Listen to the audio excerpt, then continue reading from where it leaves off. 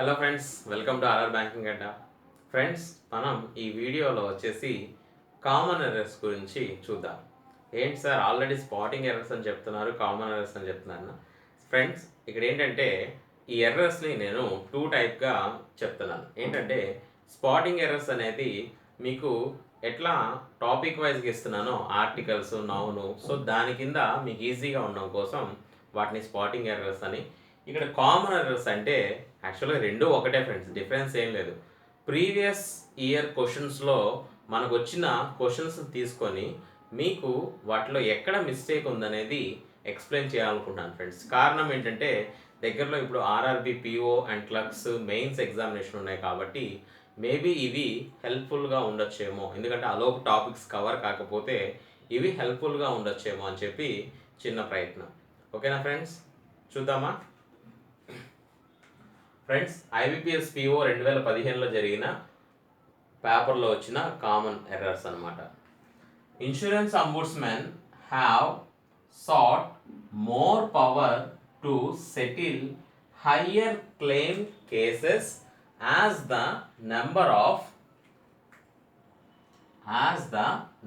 of complaints continue to rise. Friends, ఒకవేళ మీరు బాగా ప్రాక్టీస్ చేస్తుంటే ఒకసారి వీడియో పాజ్ పెట్టుకొని ఒకసారి ఎర్రర్ ఎక్కడుందో ఒకసారి మీ అంతటా మీరు ట్రై చేయండి.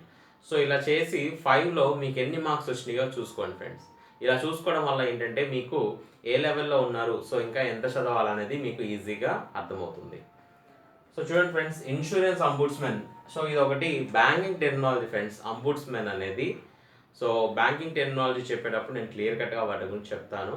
సో అంబుడ్స్మెన్ అంటే దేనికి సంబంధించి అంటే ఏదైనా కంప్లైంట్ సంబంధించింది ఫ్రెండ్స్ మనం.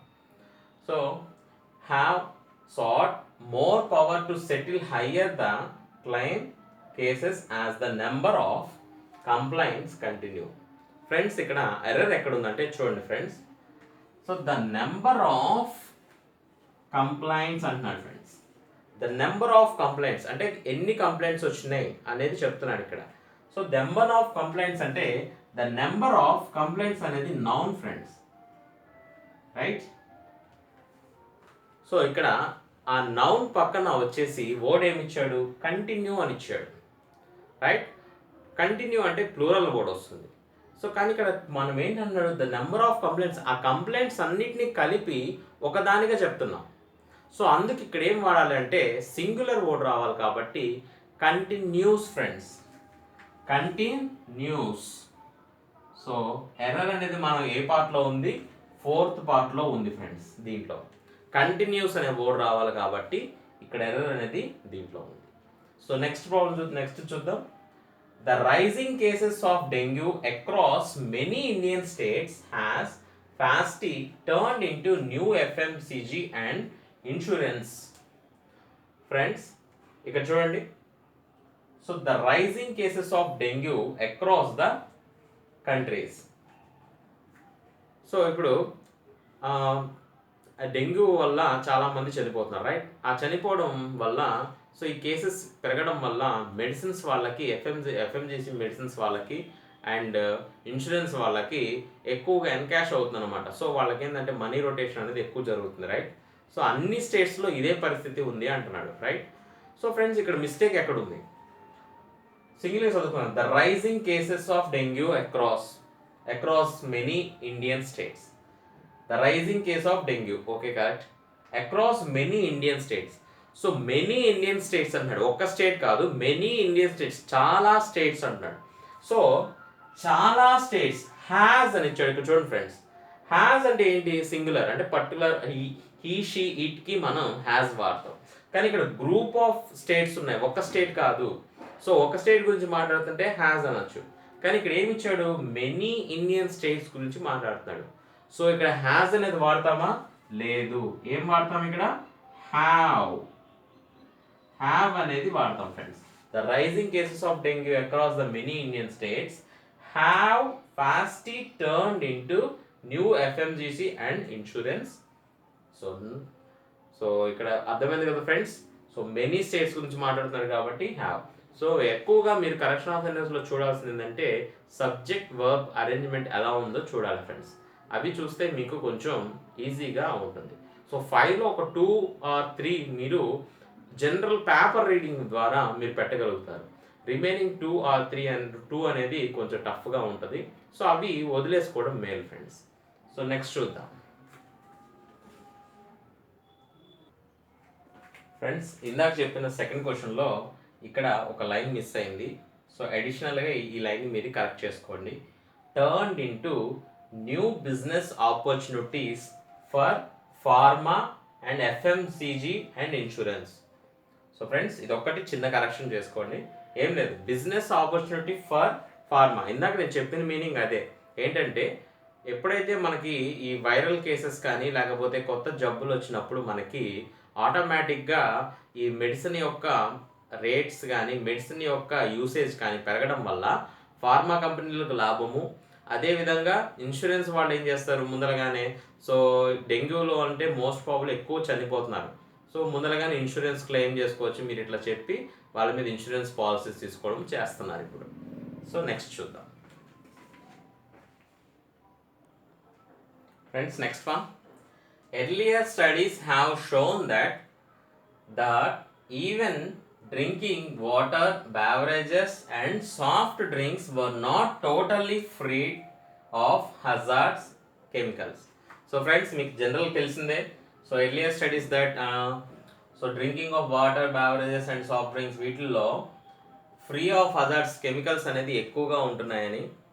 సో చూడండి ఫ్రెండ్స్, ఇక్కడ ఫస్ట్ మీకు ఏం చెప్పాను నేను, ఇక్కడ మీరు సబ్జెక్ట్ వర్బ్ అరేంజ్మెంట్ చూడమని చెప్పాను, రైట్. సో ఇక్కడ సబ్జెక్ట్ వచ్చేసి చూడండి ఫ్రెండ్స్, ఈవెన్ డ్రింకింగ్ అనేది సబ్జెక్ట్ అనమాట. సో సబ్జెక్ట్ ఎట్లా ఉంది ఫ్రెండ్స్, సింగులర్లో ఉంది కదా సబ్జెక్ట్ అనేది. సో సింగులర్లో ఉంది కాబట్టి సో సబ్జెక్ట్ వర్బ్ అరేంజ్మెంట్ అనేది ఎట్లా ఉండాలా, సింగులర్లోనే ఉండాలా. సో చాలా ఇక్కడ చూడండి friends, water, beverages and soft drinks. So 3 ఇచ్చాడు కాబట్టి ఇక్కడ వర్బ్ ఇవ్వడం కరెక్ట్ అనుకుంటారు. కానీ సబ్జెక్ట్ అనేది ఏంటి, డ్రింకింగ్ అనే దాని గురించి సబ్జెక్ట్ అనమాట.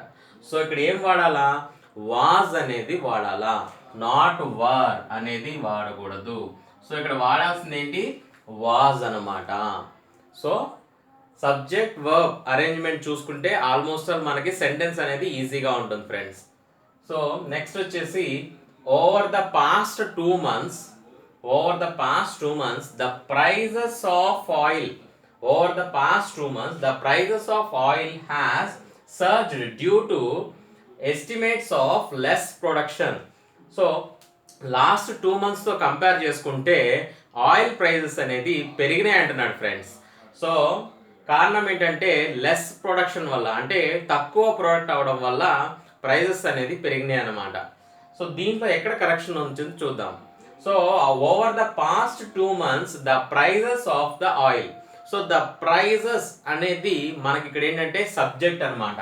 ద ప్రైజెస్ సబ్జెక్ట్ అనమాట. ద ప్రైజెస్ అనేది సబ్జెక్ట్. సో సబ్జెక్ట్ తగ్గట్టు వర్బ్ అరేంజ్మెంట్ జరిగిందో లేదో చూద్దాం.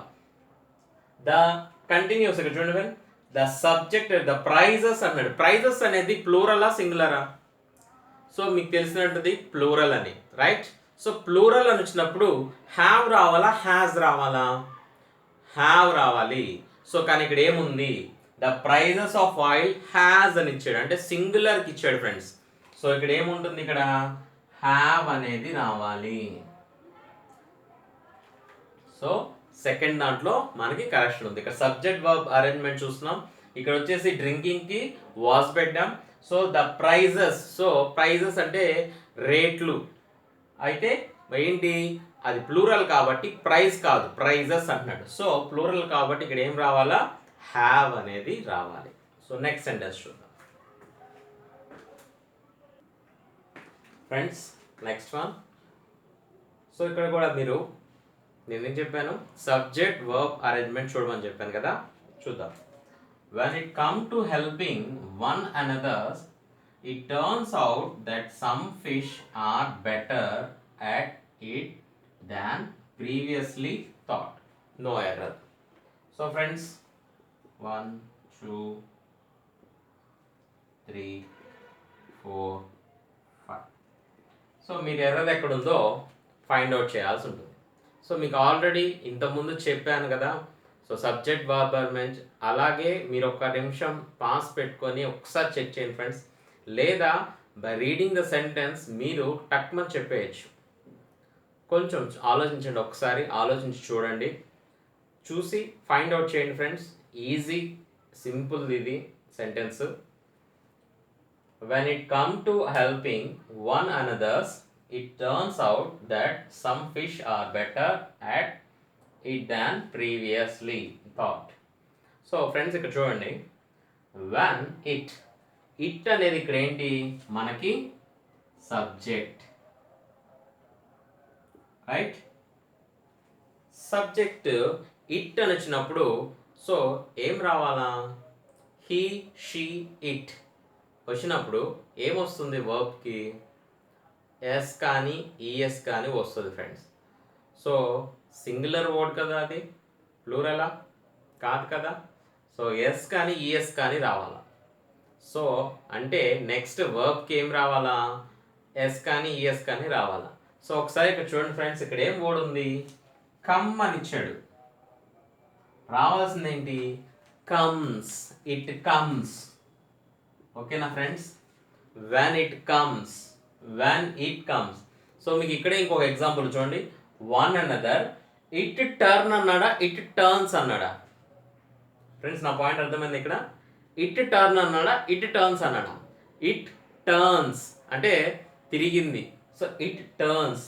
ఇట్ అన్నప్పుడు అక్కడ ఏంటి? మనం సబ్జెక్ట్ కాబట్టి అక్కడ నెక్స్ట్ వచ్చే వర్బ్ ఏంటి? ఎస్ కానీ ఈఎస్ కానీ ఉండాలి కాబట్టి ఇక్కడ మళ్ళీ చూడండి, ఇక్కడ ఇట్ టర్న్స్ అని ఉంది. ఓకేనా ఫ్రెండ్స్? సో మన కరెక్షన్ ఎక్కడ ఉంది? ఫస్ట్ సెంటెన్స్లో ఉందన్నమాట. సో ఫ్రెండ్స్, ఈ కరెక్షన్ ఆఫ్ సెంటెన్సెస్లో మీరు కొంచెమన్నా ఏదన్నా కొత్తవి తెలుసుకున్నారు అనుకుంటున్నాను. అదేవిధంగా మీకు నెక్స్ట్ వీడియోలో మరికొన్ని అంటే 2015, 16 అండ్ ప్రీవియస్ 14 ఇట్లా ఇయర్ వైజ్గా ఇచ్చిన క్వశ్చన్స్ అన్నీ నేను గ్యాదర్ చేసి మీకు కొంచెం నాకున్న నాలెడ్జ్ ప్రకారం మీకు అర్థమయ్యే విధంగా చెప్పడానికి నేను ట్రై చేస్తాను. సో మీరు నా కోసం మీ ఫ్రెండ్స్ అందరికి కూడా షేర్ చేయండి. అదేవిధంగా ఫేస్బుక్ గ్రూప్లో కూడా పోస్ట్ చేయడం వల్ల చాలామంది ఎవరైతే తెలుసుకోలేదో వాళ్ళు తెలుసుకుంటారు ఫ్రెండ్స్. సో ఎవరైతే ఆర్ఆర్ బ్యాంకింగ్ గడ్డ సబ్స్క్రైబ్ అవ్వలేదో మీరు సబ్స్క్రైబ్ అవ్వండి. అదేవిధంగా దాని పక్కన ఉన్న చిన్న గంట సింబల్ని యాక్టివేట్ చేయడం వల్ల ఎప్పుడైతే నేను వీడియోస్ అప్లోడ్ చేస్తానో మీకు నోటిఫికేషన్ రూపంలో వస్తుంది ఫ్రెండ్స్. ఓకేనా friends? Once again thank you all.